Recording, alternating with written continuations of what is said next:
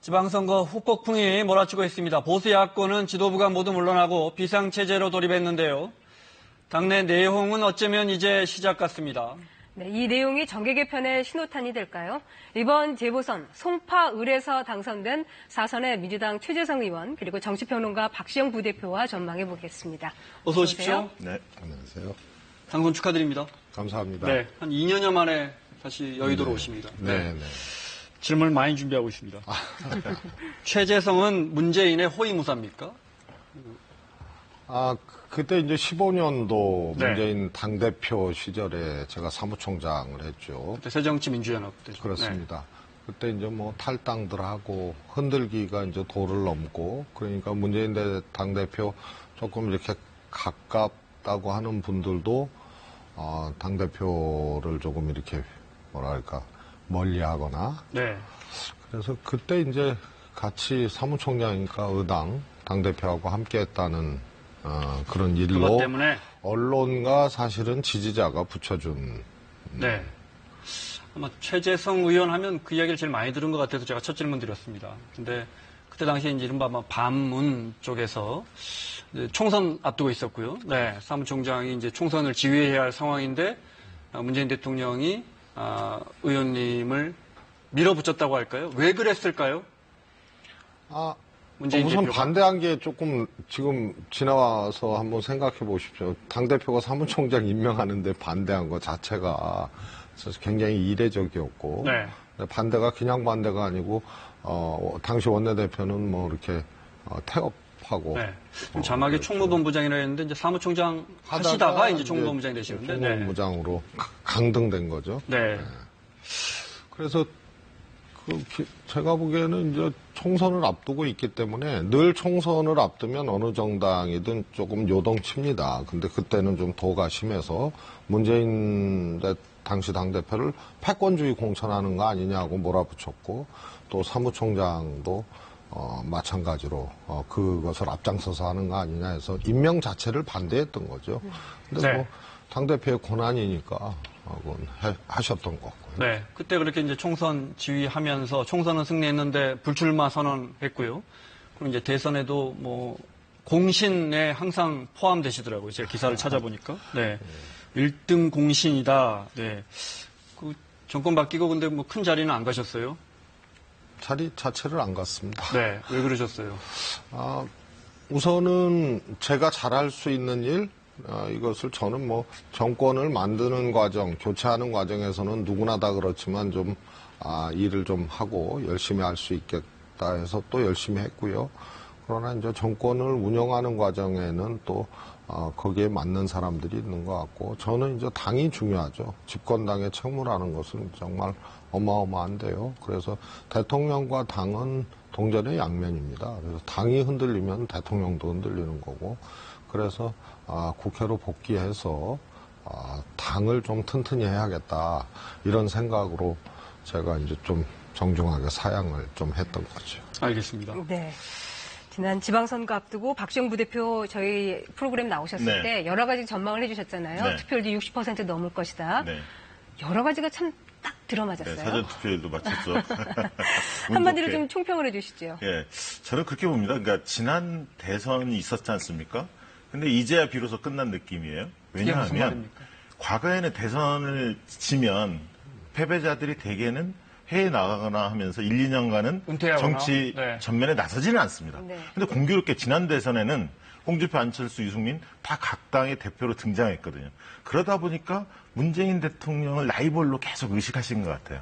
집요하게 공격을 하셨고요.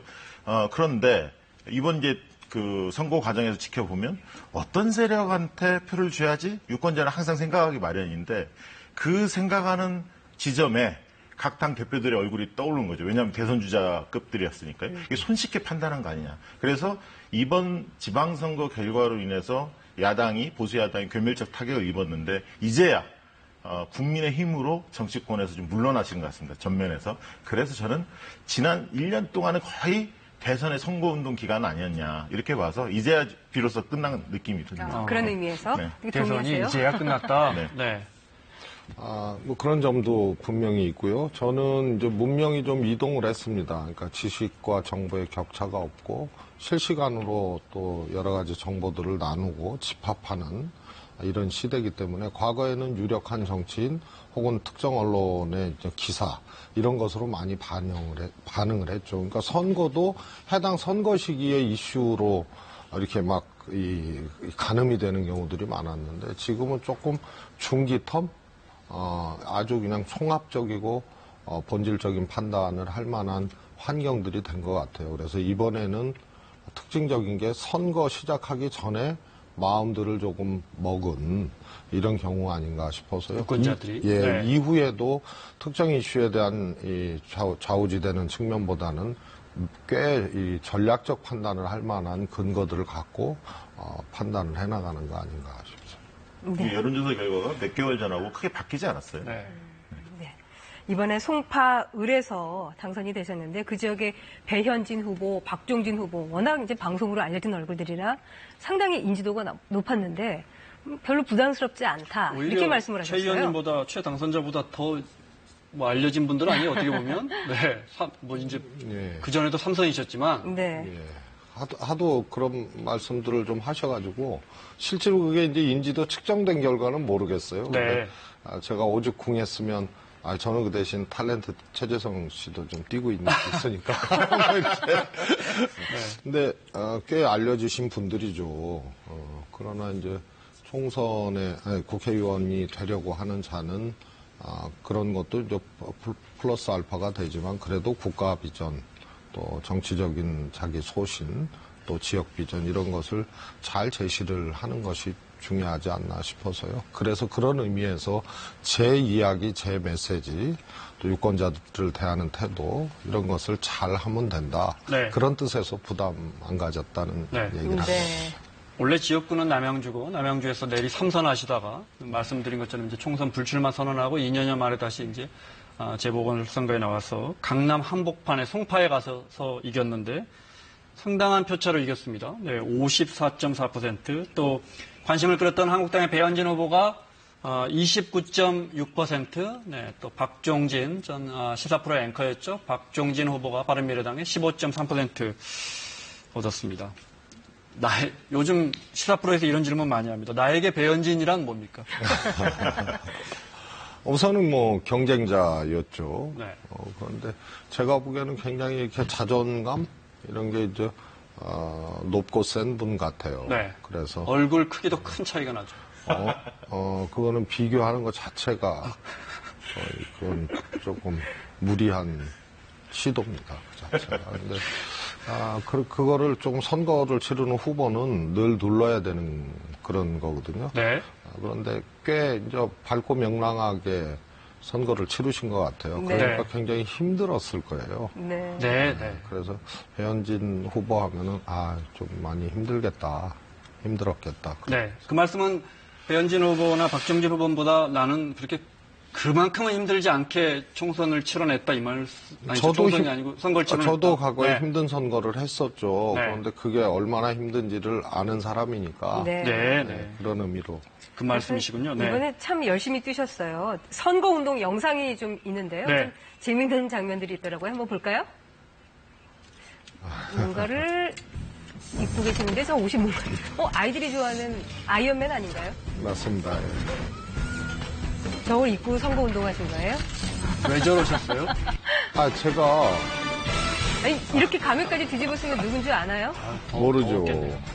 엄청 더웠습니다. 네. 저 어린이날 행사장에 저는 그 전에 이제 국회의원 현역 시절에도 어린이날 행사장에 그냥 가서 앞에 의전해서 앉아 있는 게 영 이렇게 부담스럽더라고요. 그래서 어린이들이기 때문에. 네. 그래서 몇 번 했었습니다. 그러니까 굉장히 저도 좋고 그래서 이번 선거에 해봤는데 날이 아이언맨도 지치는군요. 날이 더워가지고 조금 애먹었어요. 네. 유권자분들이 그래서 이제 아주 인간적인 아이언맨입니다. 소개할 때만 이제 얼굴을 이렇게 노출을 네. 했죠. 네. 선거운동 하면서 내가 이기겠다 이런 모멘텀이 있었습니까? 어떤 사람들 많이 만나셨을 텐데 어떤 예. 순간에? 저는 뭐 아까 말씀드린 연장선상에서 해당 시기 이슈보다는 매우 이렇게 총합적인 판단을 한다. 그러니까 정치권은 오히려 소식이 전술 이런 거에 골몰하는데 선거 때 네. 유권자는 이미 이제 전략적으로 하니까 저는 뭐 선거 시기 전부터 이번 선거는 해볼 만하다. 네. 남양주 했을 때보다 쉬웠지 않아요? 이번 선거가? 모든 선거는 근데 쉬웠다고 그- 생각하시지만 그렇게 그렇지 말씀 못 하실 거예요. 그렇게 하면 또 안 되니까. 네. 그리고 선거라는 게 지금 의회 결과가 나온 지역도 몇 군데 안 되지만 있지 않습니까? 네. 그런 걸 보면 선거는 역시 변수가 굉장히 중요한 것 네. 같아요. 네. 그래서 열심히 해야죠. 제가 반대로 이렇게 여쭤볼게요. 그러면 박시영 부대표는 네. 이번 선거 과정을 지켜보면서 저 장면을 보면서 보수 야당이 크게 지겠구나 생각했던 장면이 있습니까? 세 장면이 있었는데 네. 첫 번째는 판문점 선언에 대해서 유장평화쇼 사기다 이렇게 홍준표 대표가 이야기했죠. 그 장면이 떠올랐고요. 네. 두 번째는 나라를 통째로 넘기시겠습니까? 그래서 현수막 슬로건을 그렇게 걸었습니다. 네. 캠페인을. 세 번째는 여론조사 결과 안 좋자 여론 조작이다 이렇게 얘기했거든요. 이거 네. 막말, 오만, 궤변 이 세 가지를 보면서 이번에 자유한국당 어렵겠구나 생각이 들었습니다. 네. 또 하나만 여쭤볼게요. 네. 이번에 참 그 화제의 당선인들이 많던데 네. 당선인 중에 박근혜 당선인이 있었어요? 네. 알고 계셨어요? 시청자분들이 깜짝 놀랐네요. 네, 저도 찾아봤는데 네. 이분이 이제 부산 금정구에 기초의원 비례대표로 나오신 분이에요. 네. 29살의 변호사인데 근데 이제 20대군요. 20대입니다. 근데 네. 이게 이분이 이제 지역구에서 뛰었으면 굉장히 화제가 될 뻔했는데 비례대표니까는 안 나오죠. 예, 네. 선거 공보물에만 이렇게 네. 나오는. 예, 그렇습니다. 그렇군요. 또 강원도지사 최문순 그 지사 당선인하고 똑같은 이름이 있던데요. 화천군수. 예, 두 분 다 현직입니다. 네. 한 분은 도지사, 한 분은 군수인데 근데 당이 다르네요. 예, 당이 다른 거죠. 그러면 최문순 그 화천 군수는 선거 활동을 이렇게 했을 것 같아요. 민주당 지지자 만나면 도지사도 최문순, 군수도 최문순. 기억하시죠? 이렇게 했을 것 같습니다. 네. 네, 당이 다른데 같은 네. 이름으로 이제 당선이 됐고요. 네. 그리고 그 선거 자금 상당히 많이 들잖아요. 네, 그렇습니다. 그 보전을 받으려면은 득표율이 15%를 넘어야 된다는데 네. 최재성 의원이야 뭐 이제 문제가 없으시겠지만 좀 곤란을 겪는 그런 후보들도 많았을 것 안타깝게 같아요. 살짝 넘어선 후보 지금 네. 저 나오죠? 얘기 나오는데. 네. 그러니까 선거 비용 제한액이 이 15%를 넘어야 이 보전을 받습니다. 근데 지금 보시면 신용환 후보 같은 경우는 도지사 후보거든요. 아. 도지사 후보는 사실 돈이 막대하게 들어가요. 네. 그렇죠. 굉장히 그 곤혹스러울 것 최소 같아요. 몇억 원 쓰죠. 네. 예, 몇 원 씁니다. 그리고 강현재 후보도 15%가 안 됐죠. 그러니까 저런 후보는 50%만 보전을 받습니다. 네. 10%를 넘겼을 경우에 0.5% 차이로. 그렇죠. 네. 저분도 이제 좀 안타까운 경우고 반면에 이제 박종진 후보는 낙선했기 때문에 안타깝겠지만 네. 어쨌든 돈은 좀 회수가 가능한 상황입니다. 네. 15.3이니까요. 예. 네. 자, 이번에 선거 네 번째 하셨잖아요. 저거 사실 굉장히 중요하죠.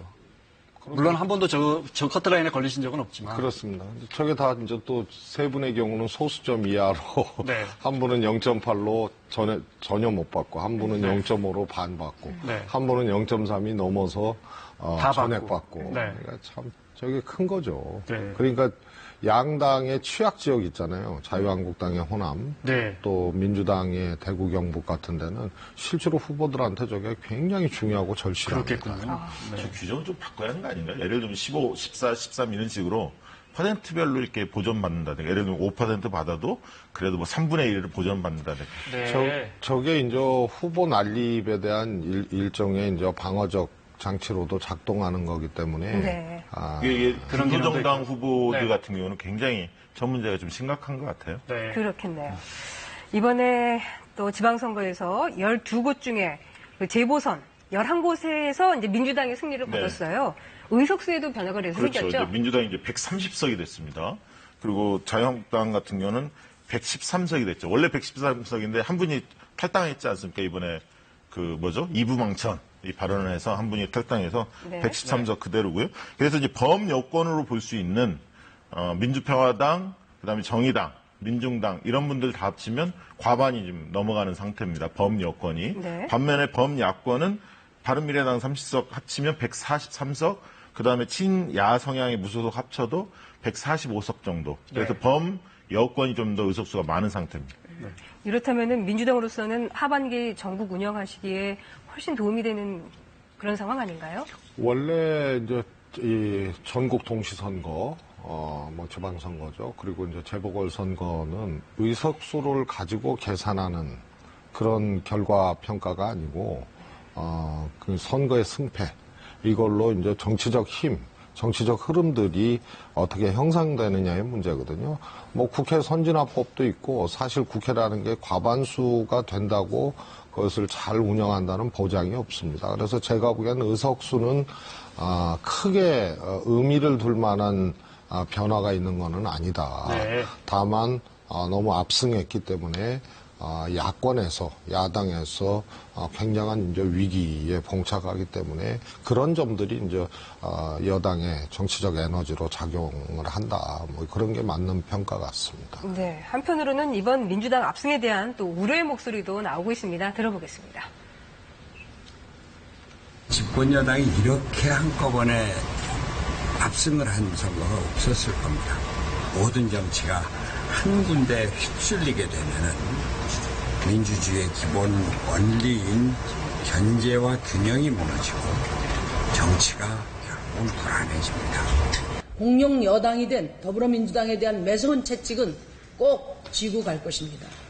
비리국회의원 감싸고 가난한 노동자 호주머니 터는 더불어민주당의 기득권 정치에 대해서는 단호히 견제하고 비판하겠습니다. 자, 공룡 여당이 된 더불어민주당의 사선 의원께 한번 여쭤보겠습니다. 견제와 균형에 대한 우려 어떻게 생각하십니까? 저는 언제부턴가 우리가 관행적으로 판단해왔던 그 선거의 법칙이 저는 깨졌다고 봅니다. 그러니까 일종의 징검다리 결과죠. 어느 쪽에서 한 선거를 이기면 그 다음 선거에서 지고 네. 그게 이제 견제 심리가 작동했다. 지금까지 늘 이렇게 그래왔거든요. 얘기하는데 이거는 깨졌습니다. 그리고 전대미문의 이제 국정농단 사태를 또 겪고 더 중요한 거는 국민들이 특정인이나 특정 세력의 영향을 덜 받아요. 스스로들이 소통할 수 있는 통로들이 있기 때문에요. 그래서 저는 저런 거 선거 결과를 놓고 스스로들을 성찰하고 왜 우리가 이렇게 패했을까 이걸 가지고 스스로 다시 일어나기 위한 혁신들을 하지 않으면 저는 과거의 징검다리 법칙은 이미 깨졌기 때문에 저 관점 자체가 스스로들을 불행하게 하는 거라고 봐요. 네. 그거는 이제 야당에 대한 말씀 같고요. 제가 그 질문을 왜 드렸냐면 2004년인가요? 그때 이제 노무현 대통령 탄핵 역풍 불면서 그때 국회 들어오신 거죠? 그렇습니다. 네. 그때 이제 과반 이상을 민주당이 크게 이기죠. 그죠? 네. 그리고 나서 몇 년 있다가 대선에서 지지 않습니까? 네. 그렇습니다. 예. 그 경험이 사실 우리 헌정사에 계속 되풀이돼 왔거든요. 우리가 이제 소위 스마트폰 문명으로 진입을 한 게 2008년부터 보급되기 시작해서 2010년 이후로 이게 확산이 됐습니다. 네. 그래서 그때만 해도 특정한 사람 매체에 대한 영향이 이제 강하게 작동했던 때고 네. 또 하나는 이번에 압승한 더불어민주당의 온전한 더불어민주당이 어떻게 하느냐의 문제로 간 거예요. 그러니까 상대성들이 없어졌다는 얘기지 더불어민주당이 잘 못하는데도 여전히 앞으로도 지지를 할 것이다는 그런 의미는 아닙니다. 그 시기만 해도 징검다리 법칙이 잘 통했고 네. 그랬던 때죠. 무슨 말씀인지 알겠습니다. 네. 자, 정계 개편 이야기 좀 하겠습니다. 뭐 전국에 특히 보수 야권을 중심으로 해서 정계 개편 회오리가 불 것이다 이런 전망이 이어지고 있는데 뭐 지금 현재 야권 보수 야권 야당은 이미 지도부가 다 비어 있습니다. 그 당사자분들 이야기를 먼저 들어보겠습니다. 우리는 참패했고 나라는 통째로 넘어갔습니다.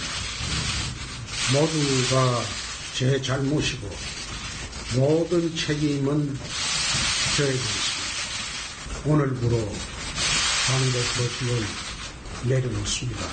선거 패배의 책임을 지고 사퇴합니다. 처절하게 무너진 보수 정치를 어떻게 살려낼지 보수의 가치와 보수 정치 혁신의 길을 찾겠습니다. 이다부터는 정리해서 이야기까지 나오는데 성찰의 시간을 당분간 가지겠습니다. 돌아보고 고민하고 숙고하겠습니다. 워낙 많이들 그런 이야기가 나와서 진짜 홍준표 전 대표에 대해서 민주당 분들은 고마워하고 계십니까? 뭐 그거는 어떻게 보면 일종의 이제 실제 진심이라고 보기는 어렵고요. 네. 이제 워낙 정치적인 수준이나 이런 것을 이제 궤도 이탈을 해서 자꾸 하시니까 이제 반대급부적인 어떤 지적이라고 저는 봅니다. 속으로는 고맙다 이렇게 생각하십니까? 뭐 그렇게 생각할 수가 없죠. 경쟁하는 상대당의 네. 대표인데. 네.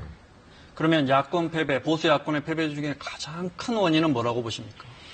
우선 문제를 이제 스스로에게 좀 찾아야 되는데 전혀 그런 움직임들이 없었다. 이게 크고요. 이게 사실은 2016년 총선부터 유권자 선택에 엄청난 변화들이 왔거든요. 야권이 분열됐는데도 새누리당이 졌잖아요.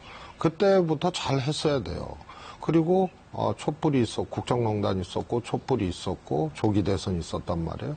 그리고 이번 선거인데 이 과정에서 국정농단의 하나의 그 책임을 져야 될 분들이 이제 야당 쪽 아닙니까? 이분들이 전혀 자기 성찰 없이 왔기 때문에 원인은 저는 거기에 있다고 봅니다. 거기에 문 대통령의 이제 또 지지도가 이제 크게 네. 작용을 한 거고. 네. 야당 입장에서 보면 제가 볼 때는 국민들이 볼 때 반성하고 혁신 이걸 주문했는데 그 작업을 하지 않았죠. 그리고 대통령이 잘한 것은 잘한다라고 이야기했는데 계속 좀 발목 잡기에 일관했고요. 그런 상태 속에서 드루킹이 탁 터집니다. 그러니까 드루킹에 몰두하더라고요. 네. 그것만 어떻게 하면 이길 수도 야권의 있지 호재 않을까. 아닙니까? 그렇죠. 그러다 보니까 이 심판론 성격으로 자꾸 몰고 왔거든요.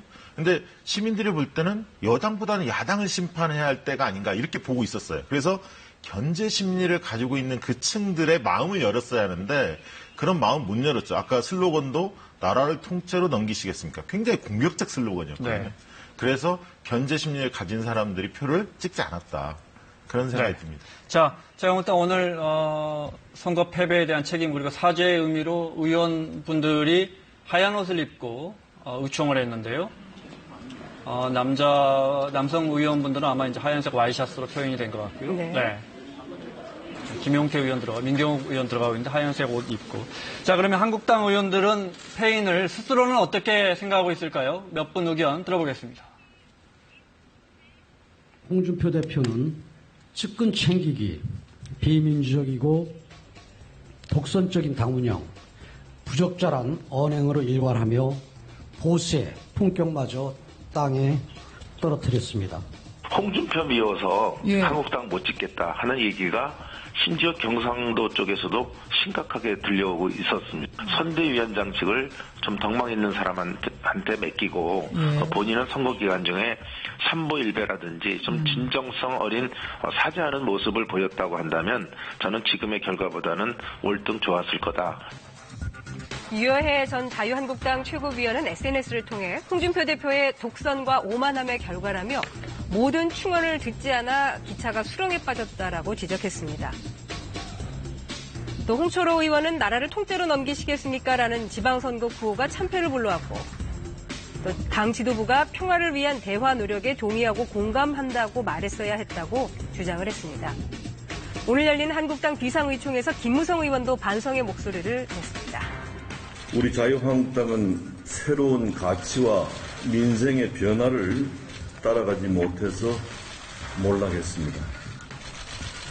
이제 우리는 처절한 자기 반성과 자기 희생을 출발점으로 삼아야 합니다. 자유한국당 의원들의 자성의 목소리를 좀 들어봤습니다. 그럼 제가 이렇게 여쭤볼게요. 반대로 민주당이 잘해서 이긴 겁니까? 오늘 유인태 전 수석이 그러니까 어떻게 보면 친문의 마티형 같은 분이 이런 말을 했어요. 민주당이 잘한 게 뭐 있냐? 자체 득점은 하나도 없어 보인다. 자체 득점은 하나도 없어 보인다. 이 부분 어떻게 보십니까? 저는 말씀드렸다시피 대통령과 집권 여당은 굉장히 밀접한 이제 정치적 상관관계가 있기 때문에 동전의 양면입니다. 그래서 대통령께서 워낙 높은 지지를 받고 있기 때문에 그렇게 말씀하실 수도 있겠지만 민주당이 쉽게 말해서 사고치고 혹은 대통령의 그 국정 운영에 장애가 되는 어떤 네. 정치적 변수로 작동하지 않았거든요. 네. 그래서 자체 득점이 없었다 이 말은 조금 수긍하기는 좀 어렵고요. 민주당이 리딩한 선거는 아닙니다. 네. 그러나 민주당이 실점 없이 잘 방어했다? 실점하지 않는 네. 그런 선거를 치른 거죠. 네. 저는 뭐 그렇게 생각합니다. 일단 뭐 대통령 마케팅이 통했고요. 대통령이 워낙 잘했으니까요. 민주당은 그런 평가를 좀 드리고 싶은데 대통령 지지도 못지않게 정당 지지도에서 민주당이 고공행진을 했거든요. 그럼 대개는 그러면 오만과 독선은 앞서가는 측에서 늘 나오기 마련인데 이번 선거는 독특하게 홍준표 대표 이 자유한국당 쪽에서 오히려 오만한 모습들이 비춰졌다는 거예요. 독선적이고 네. 사천 아까 그런 얘기 나오지 않습니까? 그래서 이제 그런 측면에서 민주당이 나름은 안정적으로 관리했다 그런 생각이 듭니다. 네. 자, 바른미래당은요, 자유한국당 말고 바른미래당은 이제 지도부가 총사퇴하고 오늘 안철수 전 의원 출국했습니다. 안철수 후보는 이제 어떤 길을 갈까요? 하고 가야 할까요? 저는 그렇게 생각합니다. 그러니까 되게 그 정치인은 타이밍하고 결단력이 굉장히 중요한데 이 대목에서 이번에 홍준표 대표나 유승민 대표와는 좀 달리 안철수 후보의 경우에는 좀 모호한 답변을 하고 가셨거든요. 네. 그 점이 조금 아쉬운데요. 어쨌든 개표 방송에서 사실 안철수 후보가 사라졌습니다. 왜? 3위를 하다 보니까 화면에 1위, 2위 후보만 나오다 보니까 사라졌는데요. 네. 저는 잊혀지는 걸 두려워해서는 안 된다고 봅니다. 그러니까 본인이 원해서 나오려고 하지 말고 국민이 불러줄 때가 있습니다. 반드시 옵니다. 그때까지 왜 그동안에 안철수 신드롬도 나오고 각광을 받다가 왜 국민들의 신뢰를 잃었지? 이 부분에 대해서 꼼꼼하게 냉철하게 잘 따져보시고 내공을 키워서 국민이 부를 때 나오시면 된다. 그런 생각이 듭니다. 네. 네. 그래서 이제 보수 야권발 정계 개편 가능성이 제기가 되고 있는데 그러면 이제 한국당, 바른미래당 앞으로의 운명을 어떻게 예측해 볼 수 있을까요? 사실 저는 그렇게 봅니다. 어차피 지금 두 정당 다 힘든데 바른미래당이 더 힘들긴 힘들 겁니다. 왜냐하면 바른미래당의 경우에는 유승민, 안철수 두 정치 지도자에 의해서 거의 그 인기에 의해서 네. 급조된 신생정당이거든요. 근데 두 분 다 이번에 굉장히 타격이 컸습니다. 안철수 후보 3위 했죠. 그다음에 대구 경북에서 진두지휘 했던 유승민 대표의 경우에도 바른미래당 후보가 3위 했는데 득표율이 굉장히 형편없었습니다. 그러다 보니 정치적 타격이 굉장히 큰데 원래 한 지붕 두 가족이고 정체성도 약간 안 맞는 곳이거든요. 그래서 바른미래당은 온전히 존재하기 굉장히 힘든 상황으로 가지 않을까 이렇게 보고요. 자유한국당은 또 워낙 덩치가 큰 제1야당 아닙니까? 네. 쉽게 무너지진 않겠지만 이제 혁신을 해야 할 텐데 이게 통합이 먼저가 아닙니다. 혁신이 먼저입니다. 그래서 저는 일시적 봉합을 하려고 한다면 또다시 나락으로 빠질 거라고 봅니다. 시끄러워야 합니다. 치열하게 싸우고 우리의 문제가 무엇인지를 다 드러내고 초재선들이 용감하게 쓴소리하고 혁신에 나설 때 그나마 희망이 있을 거라고 봅니다. 길게 보고 움직여야 한다는 거죠. 단계 뭔가 빨리 뭔가 매듭지고 봉합하려고 하면 더 깊은 수렁에 빠질 겁니다. 유승민계 의원들은 다시 자유한국당과 이렇게 큰 통합을 하고, 네. 또 안철수계는 민주평화당이나 민주당과 이렇게 그랬어요. 다시 양당 체제가 될 가능성도 있습니까? 그렇죠. 예전에 국민의당 출신 중에 호남 의원들 같은 경우는 바른미래당이 몸담은 네. 호남 의원들 같은 경우 차기 총선에 자유한국당하고 바른미래당이 통합되면 갈 수 있겠습니까? 현실적으로 보면. 네. 그렇기 때문에 바른미래당은 온전히 존재하기 굉장히 어려운 상황이죠. 네. 이렇게 이제 야권발 정계 개편이 시작이 되면 최 의원께서는 그 중심에 그 핵심 인물로 누가 떠오를 거라고 보십니까? 그게 이제 마땅치가 않은 거죠. 정계 개편이라는 게 우선 이제 인위적인 정계 개편은 국민들이 최근에는 눈길 한번 안 주거든요.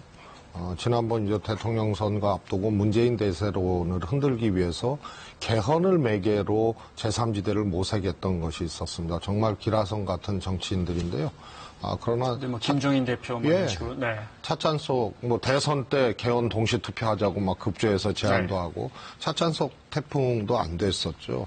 그래서 우선은 중심 축이 있어야 된다. 그게 이제 인물을 얘기하는데요. 그게 이제 마땅치가 않고요. 그래서 이제 보수의 본산이라고 할 수 있는 자유한국당으로 이제 흡수되는 과정, 그 정도가 이제 남아 있는 거죠. 개인적인 의견을 여쭤볼게요. 그럼 제가 객관식으로 드릴게요. 안철수, 유승민, 원희룡, 김무성 제가 그냥 생각나는 대로 적어봤습니다. 이 중에 누가 보수의 유력한 중심 인물이 된다고 보십니까? 저희도 개인적인 의견 여쭤봅니다. 저희도 꽤 긴 시간 그 인물 부재의 긴 터널로 들어갔었습니다. 그런데 그게 마땅치가 않기 때문에 퍼즐을 못 맞추는 거죠. 그러니까 더 어려워지는 거죠. 네. 재선 의원분들은 되게 이렇게 질문하면 답을 하시는데 3선, 4선 넘어가시면 답을 다 안 하세요. 제가 훨씬 더 솔직한 거죠. 네. 대안이 없습니다. 그래서 인물 부재의 긴 터널로 이제 들어간 겁니다. 저도 동의하는데요. 이게 단기에 구세주를 구하려고 하면 안 보일 겁니다. 이게 결국은 집단의 힘을 가지고 혁신하는 모습들을 그쪽으로 방향을 잡는 게 현실적이지 않나 생각이 듭니다.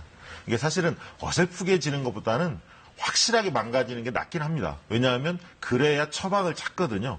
어설프게 망가지면 계속 봉합을 하려고 하고 나중에 상처가 굶어 터집니다. 그런 측면에서는 오히려 지금 자유한국당이 새싹을 틔울 수 있는 좋은 기회이기도 합니다. 위기이지만 네. 좋은 기회이기도 합니다. 네. 아니, 지방선거 전에도 그런 말 했거든요. 완전히 망해야 다시 살 수 있다. 그럼요. 근데 진짜 네. 완전히 망하는 수준까지 졌기 때문에 네. 네, 지금 그 말씀하신 것 같습니다. 네. 네, 인재 얘기하고 있는데 최 의원께서는 인재 영입을 참 잘하시는 걸로 알려져 있습니다. 직접 영입한 의원들 많으시죠? 표창원, 조응천, 박주민, 김병관 의원 등등 참 많은데 지금 그 야권에서 이 사람이면 민주당으로 꼭 데려오고 싶다 하는 인물 혹시 있으세요?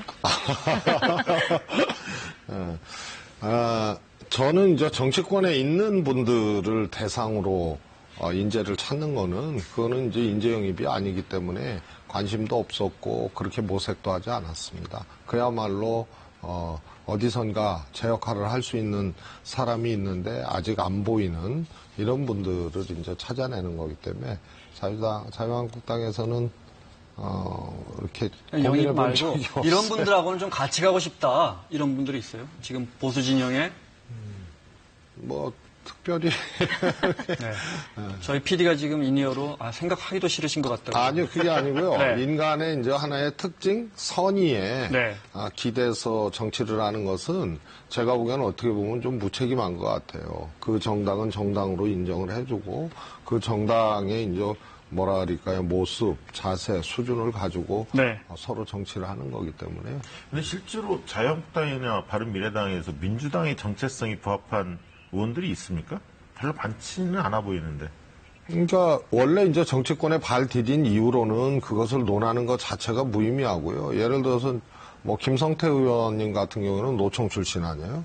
근데 자유한국당으로 한국노총 출신. 예, 원희룡 뭐 다 이렇게 그래도 민주화 운동에 뜻을 뒀던 분들이기 때문에 그러나 정치권에 발을 들여놓고 선택한 순간부터는 그런 것들이 무의미합니다. 네. 자, 알겠습니다. 마무리를 해야겠습니다. 국민의 선택은 끝났고 여당이 압승했습니다. 여당 앞으로 국정 운영하면서 조언을 좀 해주신다면요, 끝으로. 이제 그 사실은 앞으로 남은 시기에는 오만한 모습을 보일 소지도 있습니다. 압승을 했기 때문에. 시위에도 다 장악하지 않았습니까? 압도적으로. 그렇기 때문에 지금이 오히려 민주당으로서는 위기일 수도 있다. 위기가 시작될 수도 있다. 긴장감을 가져야 할 것 같고요. 특히 이제 민생 문제가 굉장히 안 좋다는 지표들이 조금씩 발표되고 있기 때문에 그 문제를 어떻게 해결할 거냐. 그리고 당이 어떻게 하면 당정청의 중심을 틀어질 거냐. 이 문제도 굉장히 관전 포인트 같습니다. 알겠습니다. 네. 자, 민주당 당대표가 이제 추미애 대표가 임기가 8월이면 끝납니다. 네. 당권 도전하십니까? 선거 그저께 끝났어요. 네. 근데 지금은 정치인이 지금 당권 도전하신다고 말씀하시면 내일 아침 신문에 다 나옵니다. 정치인이 이제 먼저 자기가 목적을 하고 정치를 한 거죠. 그전에는. 그걸 권력의지라고 얘기했는데요. 네. 그거 좋지도 않고 실패합니다. 이제 시대가 바뀌어서요. 진짜 자기가 필요한 역할인지, 그것은 요청되어집니다. 100%는 아니지만 당원, 지지자, 또 동료 의원들 이런 분들이 총선 당권 아니에요.